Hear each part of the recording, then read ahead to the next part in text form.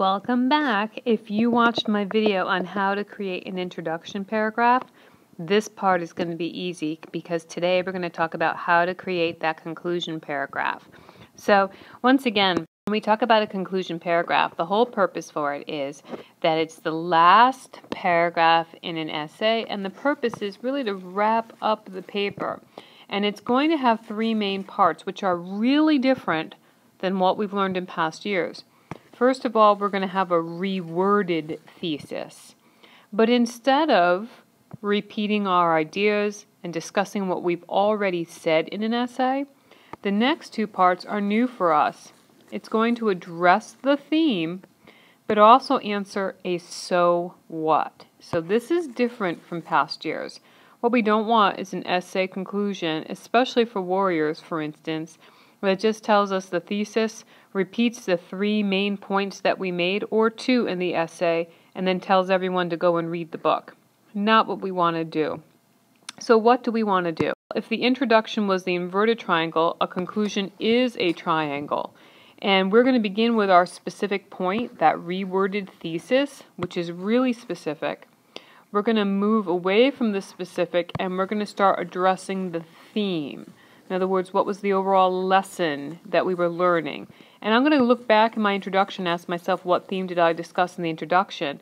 And moving from my reworded thesis, which was specific, I'm going to get a little bit more general and address that same theme in a different way. And then lastly, I'm going to end my paper with a so what, which is a very general statement. But it's the so what, it's our answer to why should anyone care about this theme. So if my theme was about overcoming difficulty and adversity, and I talked about in my introduction how Rosa Parks overcame adversity and struggled, then my conclusion when I get to the so what is going to answer why a person would care about overcoming that theme of adversity, why it matters. And that's where it becomes more general. So first of all, you want to take that original thesis statement you had, but you want to reword it. Remember, it's the most specific part of the conclusion, and it should include a transition to indicate that this is your concluding paragraph. We're going to try to avoid in conclusion, in summary, or any phrase with the word I. Instead, I want you to think about of greatest importance as a transition word, or most significantly as a transition word. So try to ask yourself, how can you show this is your concluding paragraph without using the traditional, the overused in conclusion? So step one, we reword the thesis. Say it differently. Then, as I move forward, I'm going to address the theme, and this is where I go back to that intro, and I ask myself, what theme did I talk about? And I'm going to go back to that theme, but I'm going to make this topic larger. I'm really going to become more general, less specific, and just talk about the theme. And the idea of this is it really smooths out the conclusion paragraph. Lastly, I get to the so what. And this is the ultimate last sentence of the concluding paragraph. The whole purpose is it gives a finality, it should make an impression on the reader, and it's also the most general part. So what's really significant for us, this is our last sentence. Many of you looked at this in previous years, and some teachers called it a call to action. But in an essay, we're not telling our reader to go pick up the book and read it. We don't want to talk about the book. Our so what is going to address that theme. So once again, if I talked about adversity, why would anyone care about overcoming adversity? Ask yourself questions. Do you face adversity? Will you face adversity? Do people in our world today face adversity? What ultimately do we have to walk away with from that particular idea?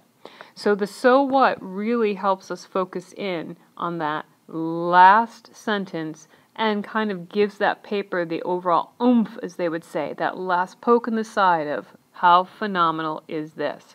Example of what a conclusion paragraph looks like, and I want you to see how the thesis is reworded, and I want you to notice how we address the theme. So my thesis reworded here is conclusively, there's my transition word instead of in conclusion, through verbal abuse, physical abuse, and strong relationships, Melba is affected and overcomes racism. Notice how this is complex. Now I'm going to go right into the theme. I'm going to talk about the idea of adversity. And look at how I explain it without using the word adversity. Throughout the history of the world, people have struggled with racism. So right here is my focus on a theme. This is my theme, the idea of racism. And then what I do is I explain it. Pick any war, whether it's taken place in America or a war across the seas, and each event begins with a racist act or thought. Then I give some examples. Hitler causes the Holocaust and devastation for millions of people based on one simple racist thought. In looking at the United States, people like Martin Luther King, Ruby Bridges, and even Abraham Lincoln fought these battles against racism with one simple idea, that people could and should be considered one man, one country together. So again, notice how I'm showing here how the idea of racism and how people have struggled with it. Now I'm looking at this one big idea here, and I'm going to ask myself, so what that people struggle with racism? What's the big idea? So look at what I came up with. When one person shares their experience, relates one personal story of courage and survival, people learn to empathize and change their views. And look at my final statement here, kind of like the call to action, but again, it's going to pull everything out here, and let me make sure I kind of pull it in for us here. This is the only way people can overcome the prejudice that exists in the world today. So why should we care that we have to struggle with racism? Because it's the only way to overcome the prejudice. So that's an example of how we pull together a conclusion. It should be really easy to create once you make the introduction. It's just taking a look at what you have, and then ultimately, slide, you're just flipping your introduction and seeing it a little bit differently.